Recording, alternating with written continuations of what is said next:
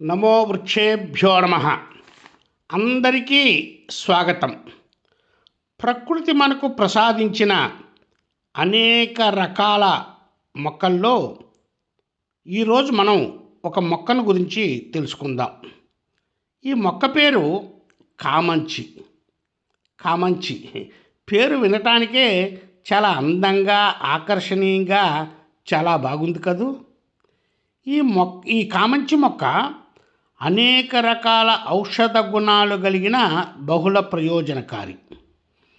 ఈ మొక్కల ఆకులు, పువ్వులు, కాయలు, వేర్లు, కాండము ఇలా ప్రతి భాగాన్ని సాంప్రదాయ వైద్యంలో ఉపయోగించేవారు.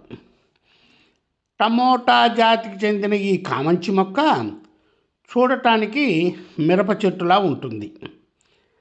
కాయలు నలుపు రంగులో చూడటానికి బుల్లి సైజు టమోటా పండ్లులాగా ఉంటాయి.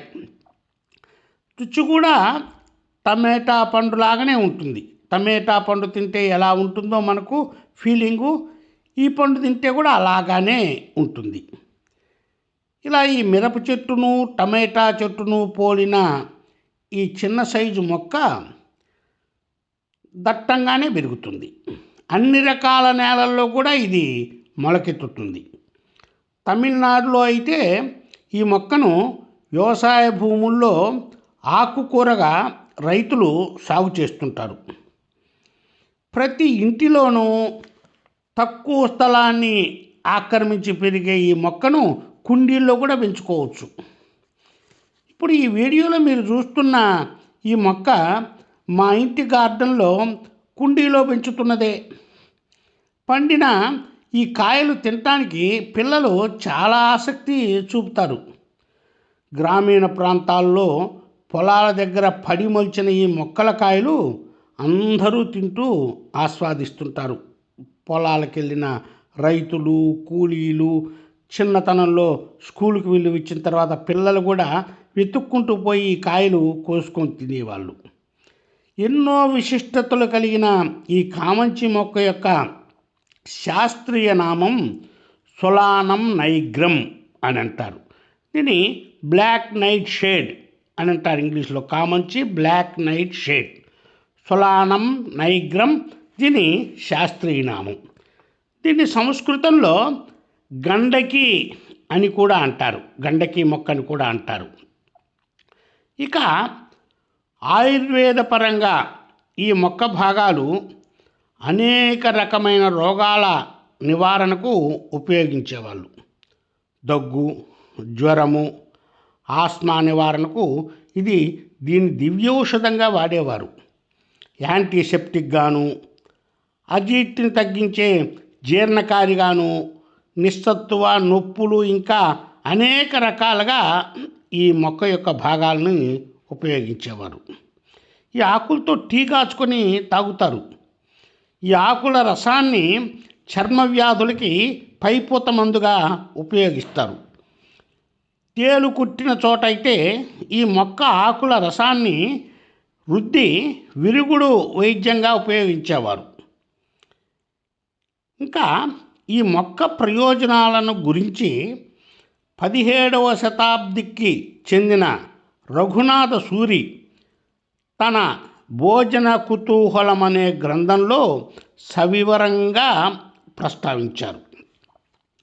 ఇక ఈ మొక్కలో గల అద్భుత ఔషధ గుణాలను కేరళలోని తిరువనంతపురంలో ఉన్న Rajiv Gandhi centre for biotechnology శాస్త్రవేత్తలు గుర్తించారు. వారు ఇప్పటికే ఈ మొక్కపై పేటెంట్ హక్కును కూడా తీసుకున్నారు. చూశారుగా, ఇన్ని విశిష్ట ప్రయోజనాలు ఉన్న ఈ మొక్కను సరదాగా మన ఇంట్లో కూడా పెంచుకుందామా? ఆకుకూరగా ఉపయోగించుకోవచ్చు. మన పెరటిలో కాచిన జామ పండ్లు, సపోటా పండ్లు, బొప్పాయి పండ్లు, దానిమ్మ పండ్లు లాగానే వీటిని కూడా మనం హాయిగా తినవచ్చు. చూశారుగా ఈ కామంచి మొక్కను గురించి.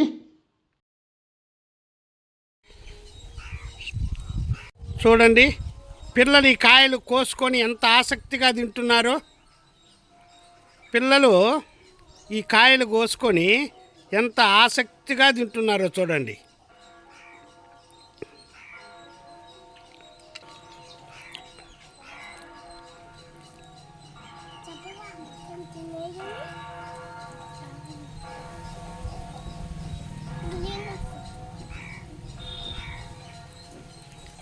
తిందాం. భలే ఉన్నాయి తాత ఇవి. భలే ఉన్నాయి తాత ఇవి.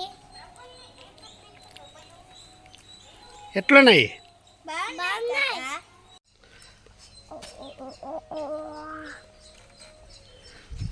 తాత నాకి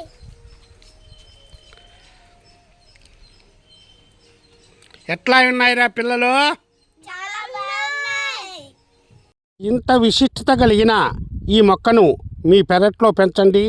రేపటి తరానికి ప్రత్యేకించి ఈ మొక్కను గురించి పిల్లలకు తెలియచేయండి.